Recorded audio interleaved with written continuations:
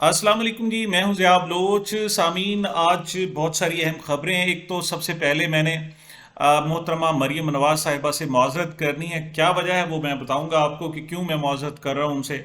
اس کے علاوہ جناب یہ گراؤنڈ ٹو ارتھ کا کیا معاملہ ہے، اس پر بھی بات ہوگی۔ محترم میاں نواز شریف صاحب کے بیٹے بری ہو گئے ہیں جی، ماشاءاللہ کیا انصاف ملا ہے۔ اور خود میاں صاحب جو ہے وہ اب باہر جا رہے ہیں، لگتا ہے ان کا مشن ختم ہو گیا، اس پر کچھ بات ہوگی۔ قیدی نمبر 804 کے لیے پشاور سے جناب ایک بابا نور الدین نے چپل بنائی ہے، اور چپل ہے قیدی نمبر 804۔ یہ کیا ہے، اس کے بارے میں بھی بتائیں گے۔ اعزاز سید سینئر صحافی ہیں، وہ ایک دعویٰ کر رہے ہیں، وہ کہہ رہے ہیں جناب کہ میاں نواز شریف صاحب نے رشوت دینے سے انکار کیا تھا۔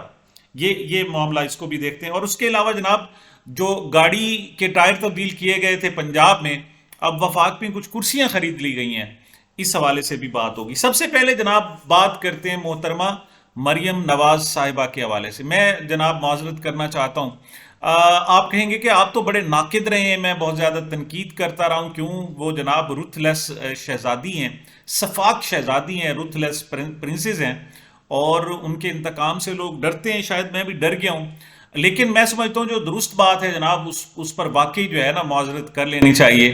اصل معاملہ یہ ہے کہ جناب جب انہوں نے کوٹ لکھپت جیل کا دورہ کیا تھا محترمہ مریم نواز صاحبہ نے، تو میں نے ان پر تنقید کی تھی۔ میں نے کہا تھا جی کہ آپ کو کوئی حق نہیں ہے کہ آپ عام خواتین، چاہے وہ قیدی کیوں نہ ہو، ان کو اپنے ٹک ٹاک میں استعمال کریں یا ان پر ویڈیو بنائیں جناب۔ میں نے کہا تھا آپ جتنی مرضی، آپ کے پاس، آپ کو پورا پنجاب دے دیا گیا ہے، آپ جو مرضی کریں، سارے آپ کے رعایا ہیں۔ آپ ہیلی کاپٹر پہ ٹک ٹاک بنائیں، کہیں اور بنائیں، آپ اجلاسوں میں بنائیں، جہاں مرضی بنائیں، اور مختلف وزٹ کریں۔ اس میں چلو مردوں کو بھی اپنا مشق ستم بنانا ہے تو بنائیں، لیکن خواتین پر ظلم نہ کریں، کیونکہ خواتین جو ہے وہ بڑا سینسٹیو معاملہ ہے۔ ان کی جو ان کو فلمانا، ان کی تصویر آنا، یہ بڑا مسائل پیدا کر دے گا، اور ان کی دل آزاری کا موجب نہ بنے۔ تو چونکہ انہوں نے جیل میں جا کر اپنی خواتین قیدیوں کو ایکسپوز کیا تھا جناب، اور ان کے سامنے انہوں نے جناب کھانا پینا اور سب کچھ جاری رہا، تو میں نے اس پر تنقید کی تھی۔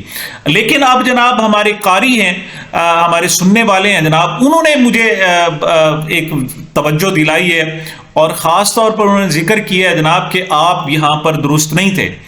میں نے پوچھا جی کیوں درست نہیں تھا؟ انہوں نے کہا جی اب یہ ایکسپوز ہوا ہے، یہ بات سامنے آئی ہے، آشکار ہوئی ہے، اور خاص طور پر ہارون رشید صاحب نے اسے کہا ہے کہ وہ جو جیل کا دورہ تھا، اور اس میں جو خواتین تھی وہ قیدی نہیں تھی، بلکہ وہ تو باہر سے پکڑی تکڑی ہوئی لوگ تھی۔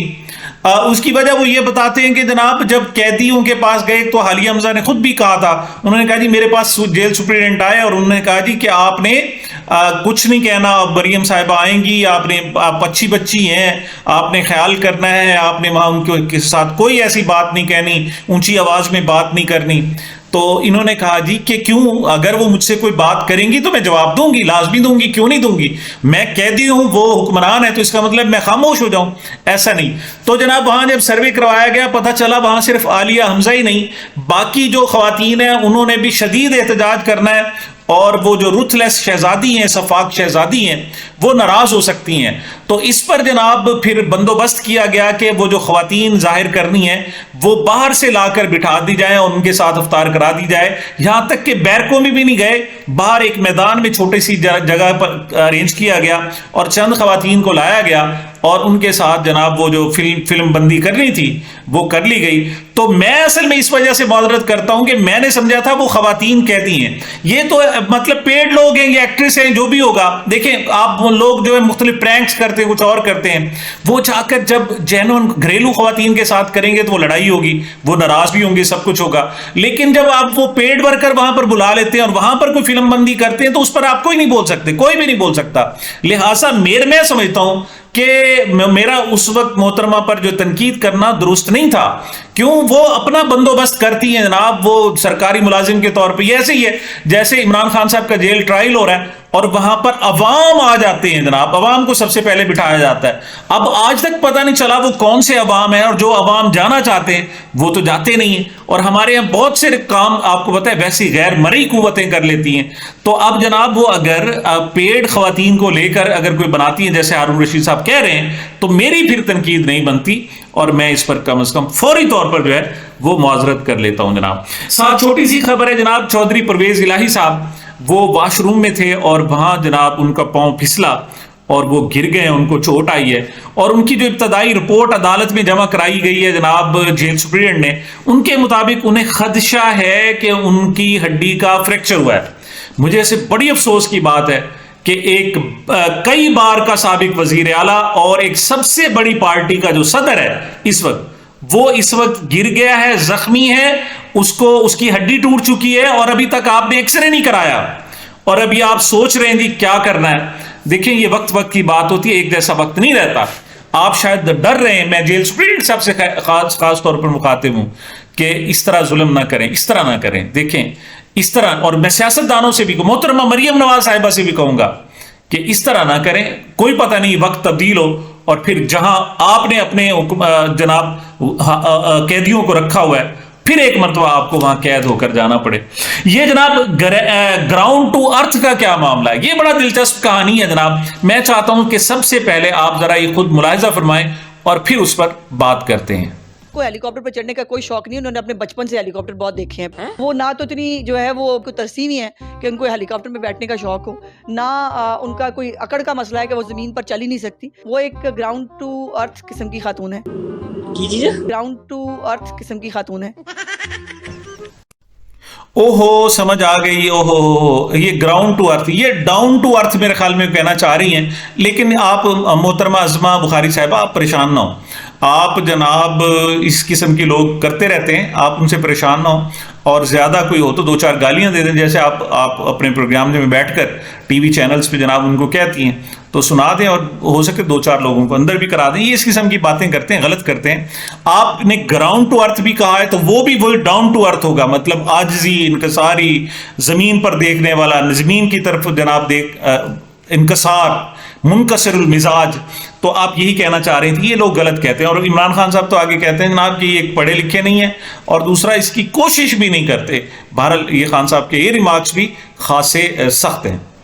لوگ پڑھے لکھے بھی نہیں ہیں، ان کی کوئی اتنی تعلیم بھی نہیں ہے نہ، اور یہ کوشش کرتے ہیں علم حاصل کرنے. جی میاں نواز شریف صاحب کے بارے میں اطلاع ہے جی کہ وہ پاکستان سے ان کا پھر ایک مرتبہ دل بھر گیا ہے، اور وہ جناب باہر جا رہے ہیں. اور فوری طور پر کہا یہ جا رہا ہے کہ رمضان ہے، چونکہ وہ آخری عشرہ جو ہے وہ سعودی عرب میں گزارتے ہیں، مکہ اور مدینہ میں حرمین شریفین میں گزارتے ہیں، تو وہاں گزاریں گے. اور اس کے بعد پھر وہ لندن بھی چلے جائیں گے. عید ہو سکتا ہے پھر لندن کریں، کہ ان کے صاحبزادے اگرچہ آج کل آئے ہوئے ہیں، اور ان کے صاحبزادوں کو سب سے بڑی بات یہ ہے کہ بری کر دیا گیا ہے جناب. بڑی سب سے بڑی بات یہ 6 سال کی جناب اشتہاری، اور 6 منٹ میں بری کر دیے گئے.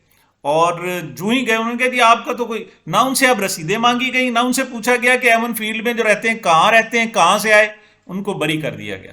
یہ اصل میں عدالتوں سے بری ہو رہے ہیں. اور گزشتہ روز امریکی ترجمان دفتر خارجہ سے پوچھا گیا جی ہاں کیا صورتحال ہے، تو وہ کہتے ہیں جی عدالتی معاملہ ہے، وہ جانے اور ان کا جانے. اب مجھے احساس ہوا ہے کہ ہمارے ہاں جو ظلم ہوتا ہے وہ عدالتوں سے ہوتا ہے سب سے بڑا، جبکہ یہاں عدالتیں کس قدر کمپرومائزڈ ہیں آپ اس کا خود اندازہ کر سکتے ہیں کہ جب چاہے جس کو چاہیں بری کر دیں، جب چاہیں جس کو چاہیں اس پر 200 مقدمہ. یہ مولانا فضل الرحمان صاحب کہہ چکے ہیں کہ ایک ہفتے میں جس پر چاہیں 100 مقدمے کر دیں، اور جس پر آپ نے ہاتھ رکھنا ہو تو سینکڑوں مقدمے بھی ہوں تو ہفتے میں جناب ان کو بری کر دیتے ہیں. تو جب اس قسم کا عدالتی نظام ہوگا تو وہاں پر کون اعتبار کرے گا آپ پر؟ آپ جب اس قسم کے جناب ہماری کینگرو کورٹس ہوں گی. محترمہ بے نظیر بھٹو صاحبہ کبھی کینگرو کورٹس کہتی تھی، اور اس وقت ہم کہتے تھے جی عدالتوں کے ساتھ اس طرح نہیں کرنا چاہیے. لیکن اب سر شرم سے جھک جاتے ہیں جب جس قسم کی ہم عدالتی صورتحال دیکھتے ہیں.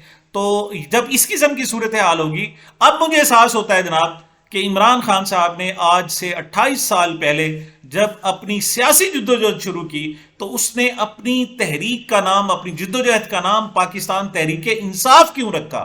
کیونکہ سب سے بڑا جو یہاں کا مسئلہ ہے وہ انصاف کا مسئلہ ہے، ہمارے ہاں عدالتوں کا مسئلہ ہے.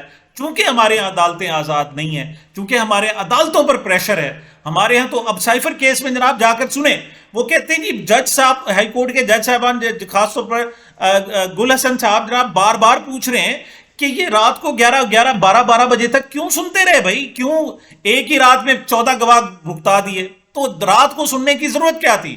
تو وہ بار بار سلمان صفدر صاحب سے پوچھتے ہیں جی وجہ کیا تھی رات کو؟ تو انہوں نے کہا جی آپ جج صاحب سے پوچھیں، پراسیکیوشن سے پوچھیں کیوں رات کو جناب مجبور کرتے رہے. وہ تو کہتے ہیں ہم صبح جناب 9 بجے جاتے تھے، بغیر کھائے پیے سارا دن، رات کو 1 بجے تک ہمیں کہا جاتا تھا نہیں جی آپ جا نہیں سکتے، ہمارا باہر سے رابطہ منقطع، ہم خود قیدی ہوتے تھے اور وہاں ٹرائل کرایا جاتا تھا. تو جناب وجہ جب اس قدر آپ کی عدالتیں، اور اس پر جناب جج صاحب نے پہلی مرتبہ زندگی میں وہ کہتے ہیں جناب، میں نے، وکیل صاحب کہتے ہیں میں نے کبھی نہیں سنا. اس نے کہا او مائی گاڈ، یعنی یہ ہوتا رہا ہے ہمارے عدالتوں میں.